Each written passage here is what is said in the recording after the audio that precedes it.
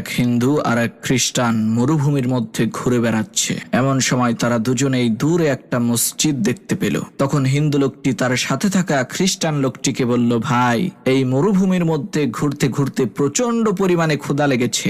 এখন আমরা দুজনেই যদি ওই মসজিদের মধ্যে গিয়ে নিজেদেরকে মুসলমান পরিচয় দেই, তাহলে ওই মসজিদের ইমাম সাহেব অবশ্যই আমাদেরকে কোনো না কোনো কিছু খাইতে দেবে।